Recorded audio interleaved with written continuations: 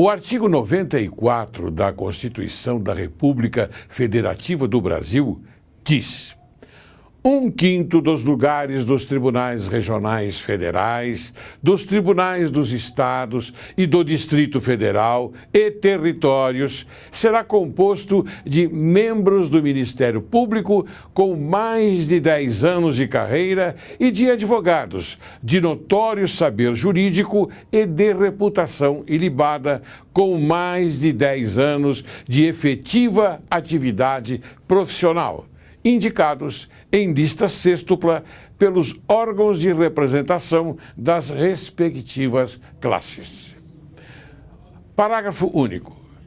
Recebidas as indicações, o tribunal formará lista tríplice, enviando-a ao Poder Executivo, que nos 20 dias subsequentes escolherá um de seus integrantes para nomeação.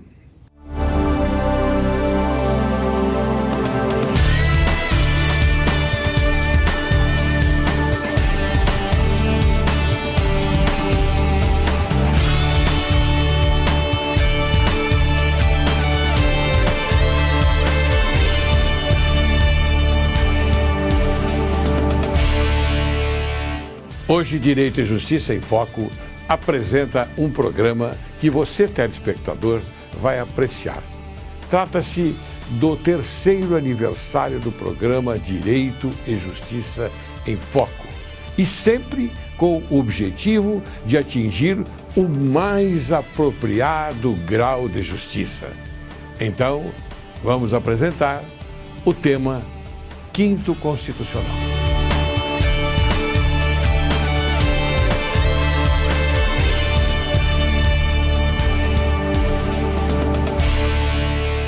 Minhas amigas e meus amigos desse programa importantíssimo do mundo jurídico, o programa Direito e Justiça em Foco. É um prazer estar aqui. Hoje eu sou entrevistador, junto com o Dr. Thomas Lau. O meu nome é Mauro Otávio Nassif, o Dr. Thomas também vai participar dessa entrevista muito importante para o mundo jurídico, porque nós iremos entrevistar uma pessoa que conheceu os dois lados e conhece, mas principalmente conheceu o lado da advocacia, aonde ele via as provas de uma maneira, o colorido das provas de uma maneira, e depois como magistrado pelo 5º Constitucional. É uma figura importantíssima para o mundo jurídico, elogiada, uma figura elogiada e respeitada. Com vocês, então, o desembargador criminal, o doutor Laércio Laurelli. Tudo bem, Laércio? Tudo bem, graças a Deus. Preparado? Eu estou preparado, mas um pouquinho preocupado, porque neste programa Direito e Justiça em Foco, não é, de repente, eu passo a ser o entrevistado. E isso, para mim, é uma grande honra, doutor Mauro Otávio Nassif, porque o faço com muita alegria. Muito bem. Muita alegria, porque é a oportunidade que tenho de falar neste programa de uma forma diferenciada daquela que eu conduzo normalmente. Então, eu estou bastante agradecido a você, inclusive, que deu essa ideia. Eu naturalmente, a abracei porque sei que você é um homem também de grande repercussão, um nome de repercussão na área criminal do nosso país. E você é um homem importante também. Muito bem. Você está sendo entrevistado hoje porque você realmente conhece o mundo jurídico, os seus meandros do mundo jurídico. Isso que eu quero passar para o telespectador, como advogado, como magistrado, como professor, como magistério, como magistratura, como palestrante. Muito bem. Diante disto, eu quero saber, e depois vamos falar do 5º Constitucional também. Mas agora eu quero saber o seguinte, eu quero saber o nome do seu pai, o nome da sua mãe, quero saber o nome da sua esposa, das suas filhas, dos seus netos, e depois eu quero que você conte onde que você se formou, Por que você se encaminhou para a área jurídica e depois eu vou continuar. Muito bem, doutor Mauro. Bem, meu nome é Laércio Laurelli, eu sou filho de Carlos Laurelli e Raquel Pisani Laurelli, ambos falecidos. Minha esposa Eda Alice Soban Laurelli. Eu tenho filhos, as minhas duas filhas, Fernanda Soban Laurelli e Cristiana Soban Laurelli. A primeira é casada, que me deu 2 netos, Maria Luísa, que hoje está me assistindo, não é? E o João Pedro, que ainda não tem esta condição de percepção da televisão, porque ele tem apenas 1 ano e 4 meses. E que mais? A minha vida é muito complicada. Muito complicada. E eu digo complicada no bom sentido, hein? Eu, quando tinha 20 anos de idade, acho que você não tinha nascido nessa época. Não tinha. Já? Tinha. Eu nasci em 45. Ah, bom. Isso foi em 58. Eu tive a oportunidade de fazer um teste no Teatro Brasileiro de Comédia. O Teatro Brasileiro de Comédia era o teatro mais importante de São Paulo, quiçá do Brasil. Eu fui lá, não é? Sabia que estavam fazendo testes para um dos papéis da peça de Abílio Pereira de Almeida. Eu, então, fui lá com a minha sapateira prodigiosa, eu fazia o alcaide, o prefeito, não é? Dessa peça, de Federico Garcia Lorca, e eu fui lá fazer. E sem vestimenta, sem nada, apenas com fazendo as mensagens, dava as mensagens e o texto, não é? Sem nenhuma vestimenta da época. Entrei, não é? O alcaide imponente, com o seu bastão, não é? Todo compassado, e falando o seu texto, que era um monólogo. Terminei. Quem eram os que aprovavam os testes? Alberto da Versa, um grande diretor, já falecido. Fernando Torres, um grande ator, um grande diretor, um homem magnífico, já falecido também. E Fernanda Montenegro. Então, esse era o trio que me aprovou para um papel de destaque na peça de Abílio Pereira de Almeida, A Dama de Copas, que nós estreamos no Rio de Janeiro. Bem, dali, então, foi engraçado, viu, doutor Mauro e doutor Thomas, porque a partir do momento que eu terminei aquele monólogo, eles dispensaram todos os outros candidatos. Eu falei, poxa, dispensaram por quê? Naquela época eu era muito entusiasmado com as coisas. Aí, então, ele diz, você está contratado. Pode passar para conversar com os recursos humanos, né, a fim de... aquela programação de salário e tudo mais. Saber quando ia para o Rio de Janeiro, porque essa peça estreou no Rio de Janeiro. E foi o que aconteceu. Foi embora para o Rio de Janeiro, estreamos a peça, foi tudo muito bem, tudo ótimo, não é? Os companheiros da peça, Célia Biar, uma grande atriz já falecida, Sebastião Campos, Maria Pompeu, que ainda hoje atua nas novelas da Rede Globo, e Cleto também, o Cleto Ribeiro. Eu, então, terminei esta jornada, não é? E fui para a companhia Tônia Tchereltran. Companhia Tônia Tchereltran, eu me dei muito bem, fiz grandes papéis, ganhei prêmios como ator coadjuvante, fiz uma peça maravilhosa de 6 personagens à procura de um autor, de Pirandello. E assim foi a minha vida. Diga-se de passagem, naquela época eu tranquei a minha matrícula, porque eu fazia direito, tranquei a minha matrícula aqui na faculdade. E, de repente, quando retornei, terminada essa minha incursão pelo teatro, onde aprendi muito, Mauro e Thomas, foi um aprendizado maravilhoso, porque o ator, o artista, ele enxerga a vida sob um patamar diferenciado. Ele enxerga ele tem uma visão diferente. E essa visão eu pude acomodá-la e colocá-la no meu arquivo para me lembrar para o resto da vida.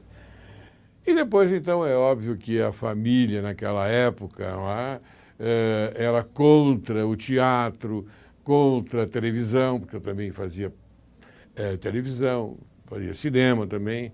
Eu trabalhei nesse filme do vigilante rodoviário, não é? E assim por diante. Mas a minha família, então, disse, você não vai terminar o seu curso? Eu disse, tenho que terminar. E fui. Mas já havia expirado o prazo da renovação da matrícula. Aí abria-se o vestibular na Faculdade de Direito de Guarulhos, com os professores aqui da USP, todos eles da USP. Eu, então, fui lá e fiz o meu vestibular, fui aprovado, e lá eu cursei o curso de Ciências Jurídicas e Sociais. E me dei muito bem, terminei. Em 1972, 73, fui presidente do diretório acadêmico também, e foi uma grande satisfação na minha vida. Iniciei a minha carreira de advogado e naquela época nós fazíamos tudo, era clínica geral. Inclusive eu tinha um escritório aqui na Quintino Bocaiúva, mas iniciei aqui. Uma salinha pequenininha, mas dava para que a gente pudesse... Olha só, Laércio. Pois não. E você se lembra de algum professor marcante na sua vida? Sim, claro. Paulo Guastini. Guastini era um professor marcante de Direito Civil. Haviam todos eles. O Teles, né? O Marino Júnior, não. Não, pera, vou chegar lá. Alberto Marino Júnior, grande Alberto Marino Júnior, meu querido professor, amigo e compadre, porque ele acabou sendo padrinho da minha filha Fernanda.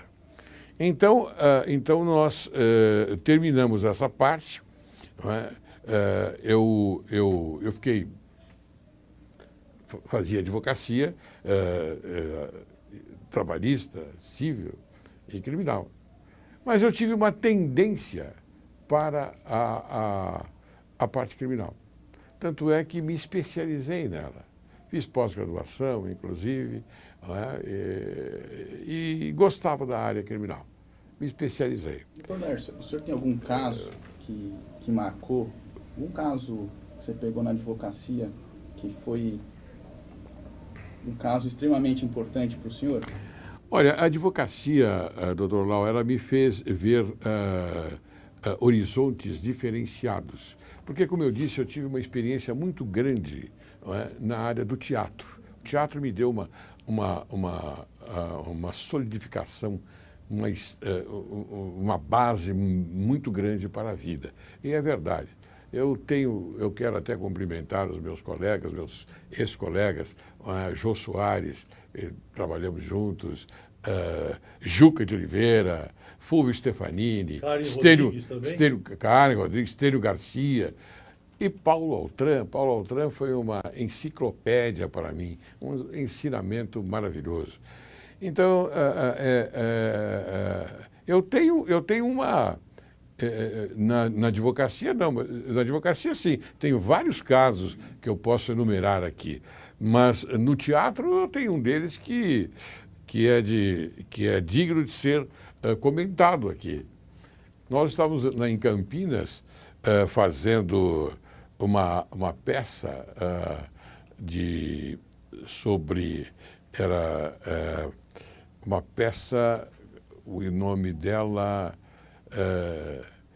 Estado, era sobre o Estado.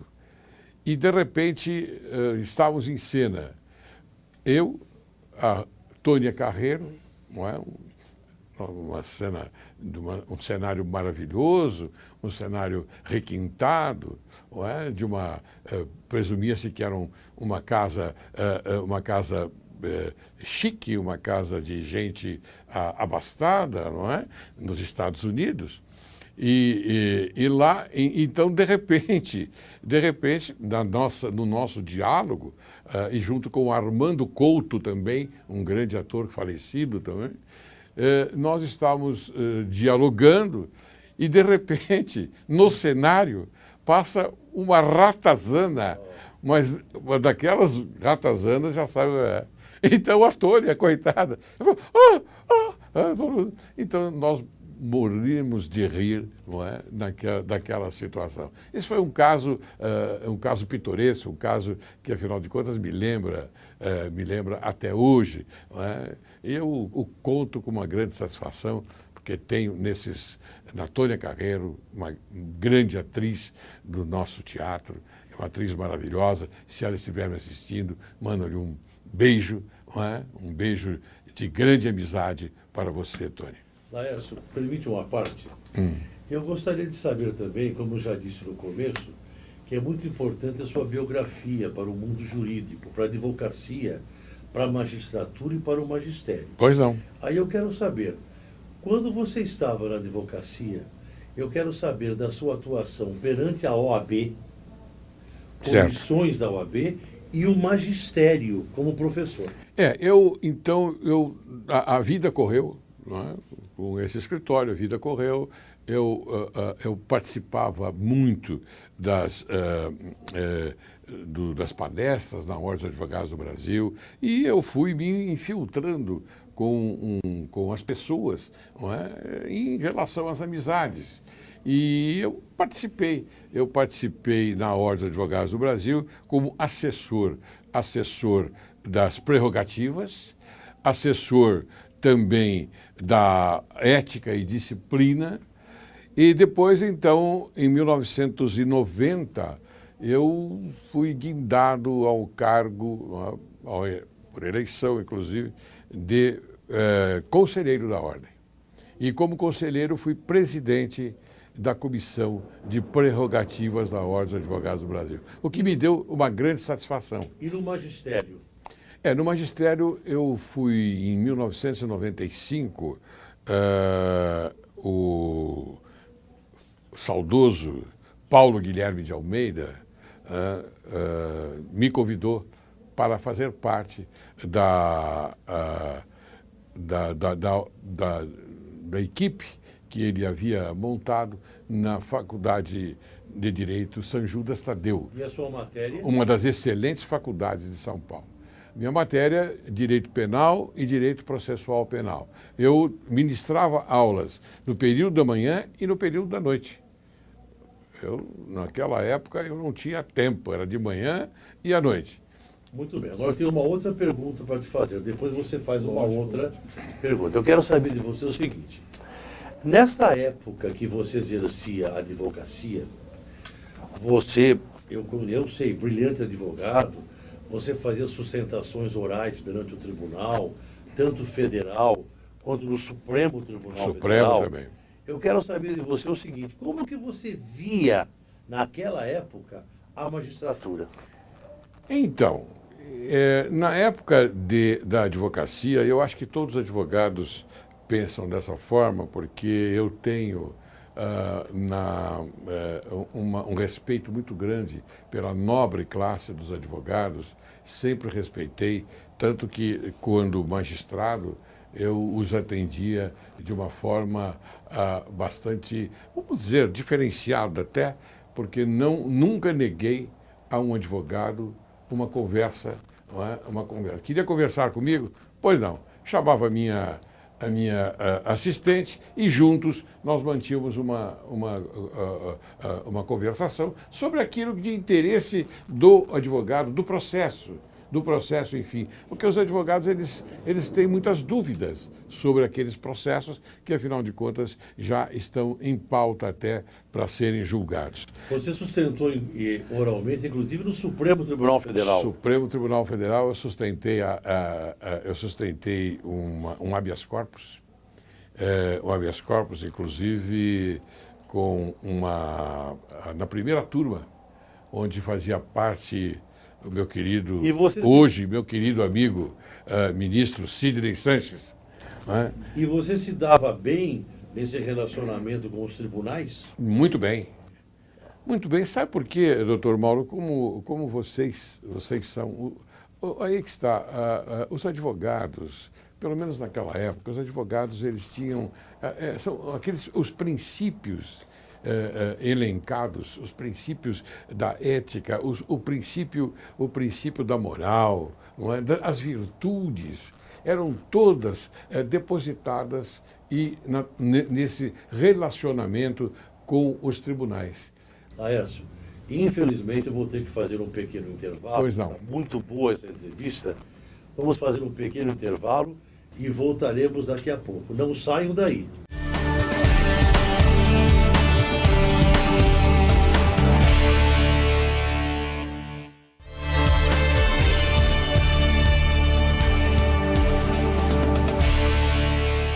Muito bem, continuando, Laércio, nós queremos saber, os telespectadores, quem é você.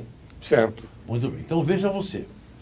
Então, durante a advocacia, você militou bastante, durante um ínterim de muitos anos, e eu soube que você foi presidente da Crimesp, inclusive. Com muita honra, fui o segundo presidente da Crimesp. Fez um curso em O primeiro Buenos Aires presidente de Direito. foi o doutor Paulo Sérgio Leite Fernandes, um grande criminalista, uma grande personalidade do nosso mundo jurídico. Mas a minha pergunta agora, além da Crimesp, que você foi presidente, da advocacia, a minha pergunta ela é fundamental para essa entrevista. Pois não.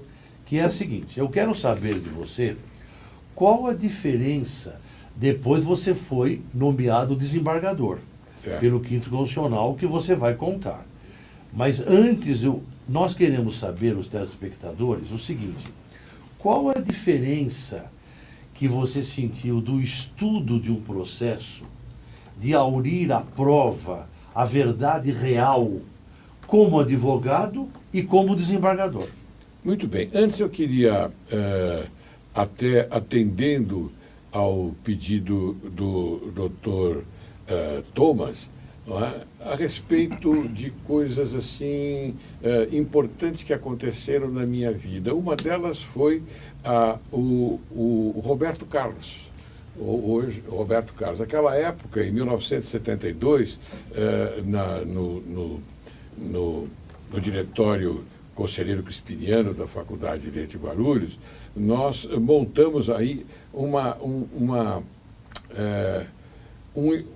momento de beneficência para crianças desamparadas.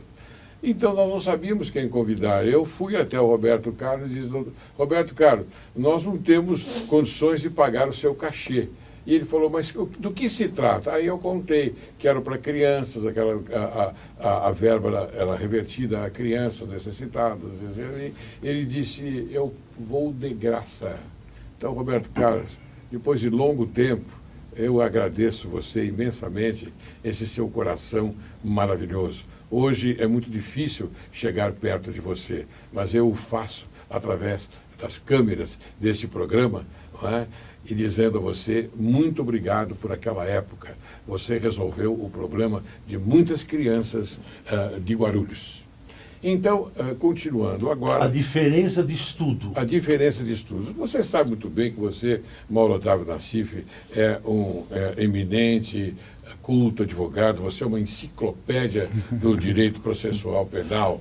É verdade. Quando alguém tem dúvida a respeito de alguma coisa, doutor Lau, nós vamos... As pessoas ligam para o doutor Mauro Otávio Nassif e perguntam a ele o que se trata, me dê a interpretação desse artigo, e ele o faz. Então, você que sabe muito bem, o direito penal é uma área árida, bastante árida. Nós, que passamos por esse pedaço, não é, da nossa vida, nós tínhamos que tomar muito cuidado. Hoje, cuidado excessivo, exacerbado. Aquela época era um cuidado um pouco menos. Mas tínhamos que tomar cuidado, porque nós tratamos com pessoas que contratam o advogado. Eu não entendo, como não entendi naquela época, não entendo hoje também, que o advogado criminalista, ele tem clientes. Clientes tem o advogado civilista, o advogado tributarista, o advogado constitucionalista, não é? Mas o advogado criminalista, ele tem pessoas que o contratam, porque eu não posso admitir, não é? Já tendo a visão pós-advogado mais da magistratura, eu não posso admitir que um advogado criminalista tenha cliente que tenha até praticado crimes graves, bastante graves. Ele tem uma pessoa que o contrata para aquele processo, para aquela causa. Não é? Se ele quiser contratar novamente, eu entendo que não é bom. Aliás, um advogado que disse isto, parece que foi... Valdir Troncoso Pérez? Valdir Troncoso Pérez. Diz que obrigado, doutor. Nunca é bom ser contratado 2 vezes pela mesma pessoa tratando-se de crimes. Eu acho que é por aí. Eu já naquela época já pensava assim. Mas foi uma época em que eu via, por exemplo, como você me pergunta, a prova. É muito difícil você perquirir, não é, este momento importante para o acusado. Eu não chamo de réu, porque réu somente quando ocorre o trânsito em julgado da sentença penal condenatória. Entendo dessa forma. O acusado, quando ele está respondendo um processo que ele tem as várias etapas a cumprir, desde do processo de conhecimento até o segundo grau de jurisdição, onde termina a fase do mérito, não é verdade? Ele é chamado de acusado, porque ele ainda tem a outra fase a percorrer, a fase da terceira instância e da quarta instância. Não compreendendo o segundo grau de jurisdição. Mas você me desculpe interromper. Pois não. Como desembargador e como advogado, você estudava o processo de forma diferente? Ocorre o seguinte: para você poder fazer com que o julgador compreenda, entenda, não é, aquele momento, aquele fato e aquela versão daquele fato, não é? Você tem que colocar você tem que ser versátil. A versatilidade, ela está dentro desta colocação. Porque o julgador, ele não pode deixar aquela sustentação do advogado importantíssima, ele não pode deixar que ela se banalize. A banalização, ela é prejudicial à justiça. Pois não. O magistrado, ele tem que entender aquilo que a defesa quer dizer, ou seja, aquela colocação, que é uma colocação justa, não é? Para que se faça justiça. Um instante. Antes de passar a palavra para o Thomas, eu quero saber o seguinte: você, como desembargador criminal, você respeitava os advogados? Você... Claro, já disse isso. Não, você já falou, mas do ponto de vista probatório, você estudava as razões do advogado, meditava. Foi difícil para você, ou não, essa passagem da advocacia para a magistratura? Mauro, foi dificílimo, porque eu encaro a justiça como o momento mais sério da vida de uma pessoa. E encaro o Poder Judiciário como o momento de dignidade, né? Também com muita exacerbação. Exacerbação no sentido da dignidade propriamente dita. Toda a sentença, todo o acórdão deve transparecer a dignidade do julgamento, a dignidade da decisão. Aquela decisão é digna. Por quê? Porque subentende-se que o magistrado leu o processo. Você lia todos os processos? Todos os processos. Não o assessor? Não, nada. O assessor, ele só transcrevia os meus votos que eu fazia manuscritos, porque não tinha habilidade para a digitação, não é? Então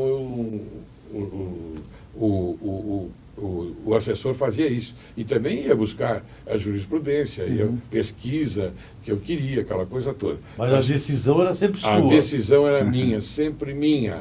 Sempre minha. Eu, quando ia para a Câmara, eu fazia consciente, sabia tudo aquilo que estava acontecendo.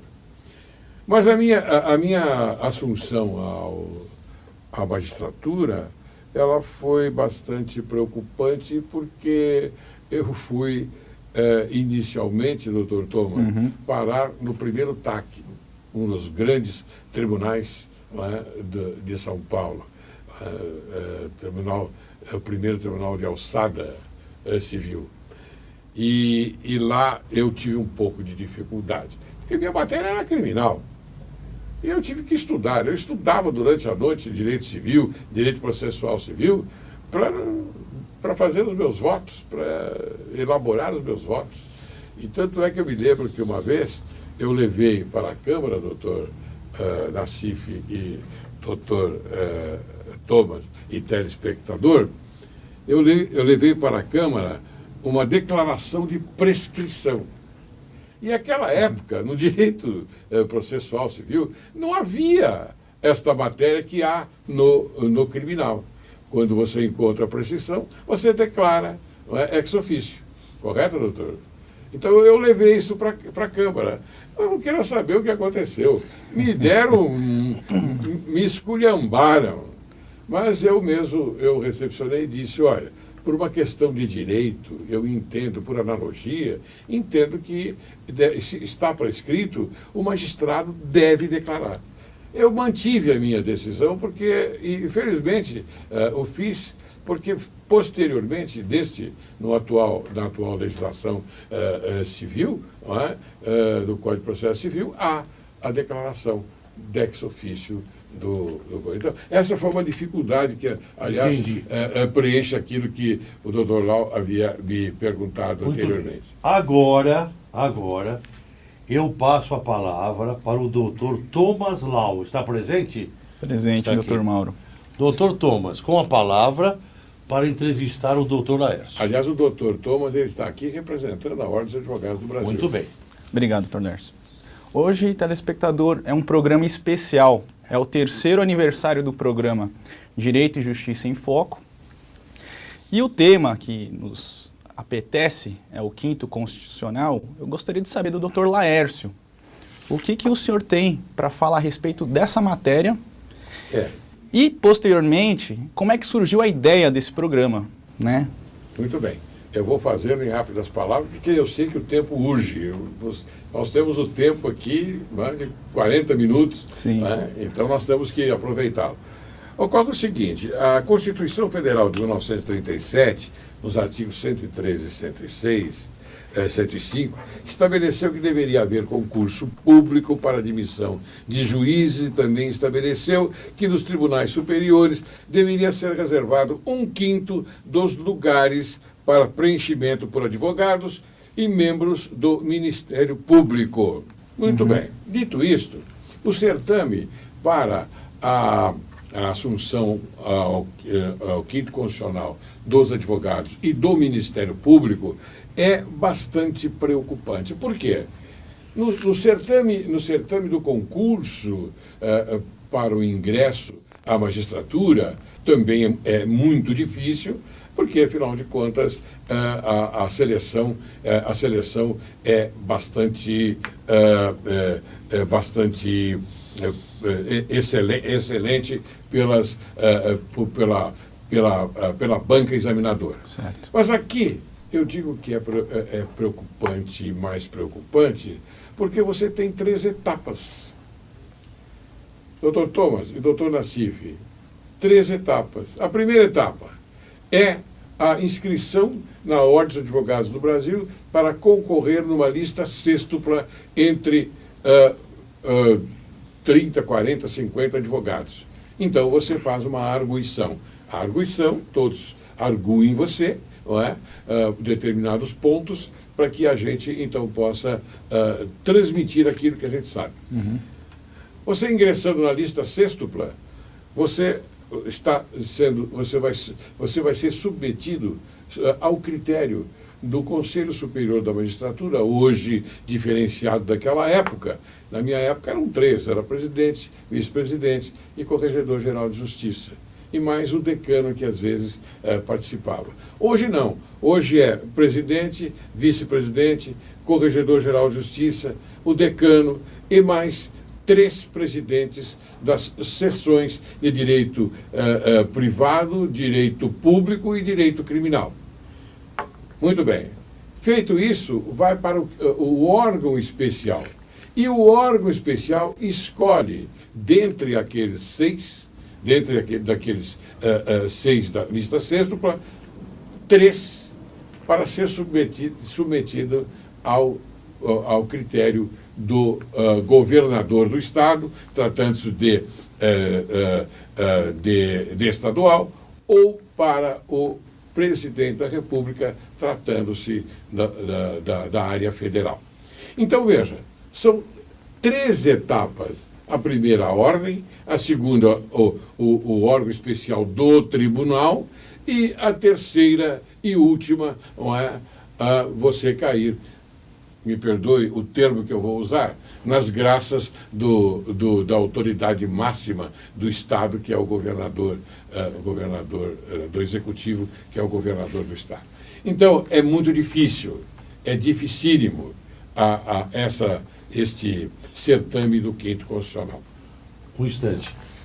Eu queria de novo passar a palavra para o Thomas, para você acrescentar a questão do programa e como você conheceu o Dr. Laércio também, eu quero saber. Ah, sim, conheci o Dr. Laércio, inclusive, numa arbitragem. Exato. Uma arbitragem com muita honra. Que foi na área civil, contratos comerciais. E, na realidade, esse programa, esse momento que eu tive com o Dr. Laércio foi um momento muito profissional.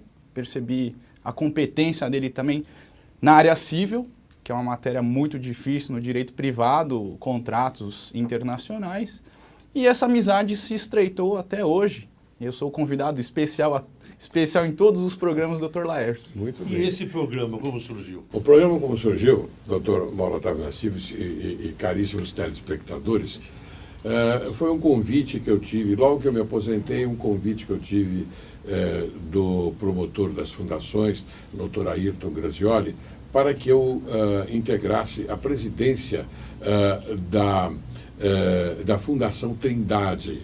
Fundação Trindade, que ela é aqui tem a concessão, é a dona praticamente da Rede Gospel de televisão. E como eu sei que não se ganha nada, nós trabalhamos pelo terceiro setor, né? Então eu pedi 40 minutos. Para quê, Dr. Thomas, Dr. Nassif?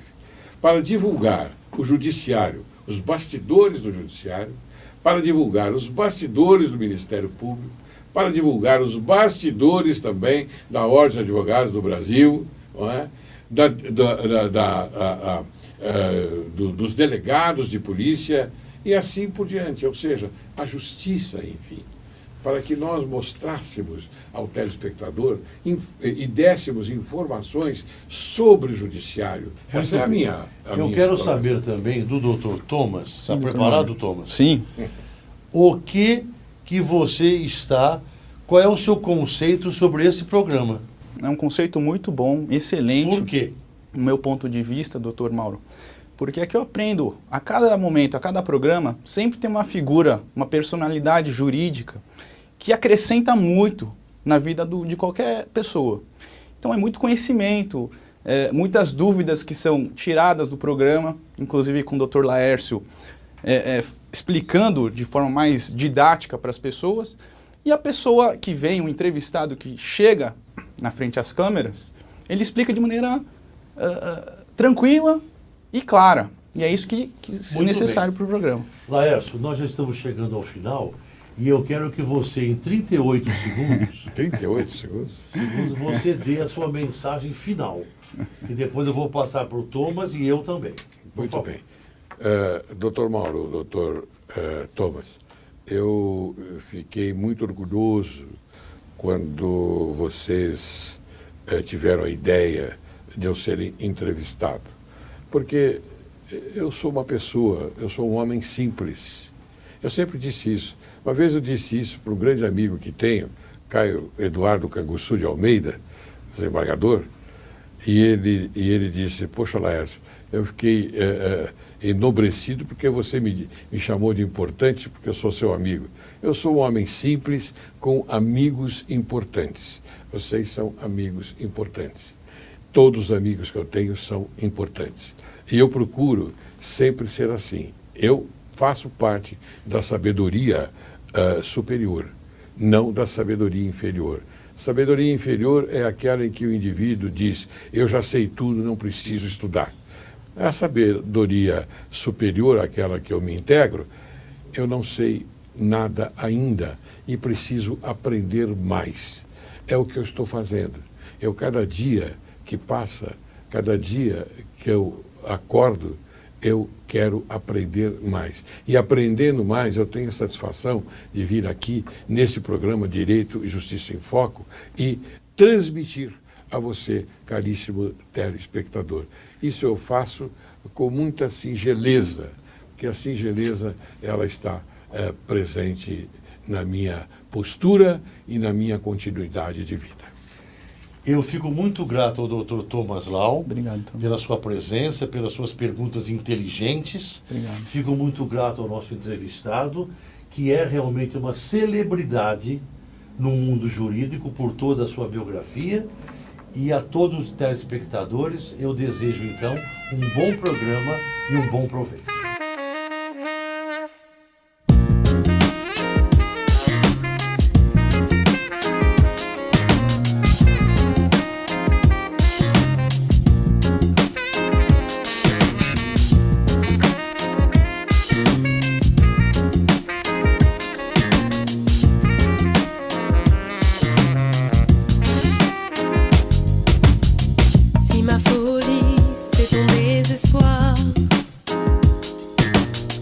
Ne m'en veux pas, je n'ai pas voulu te faire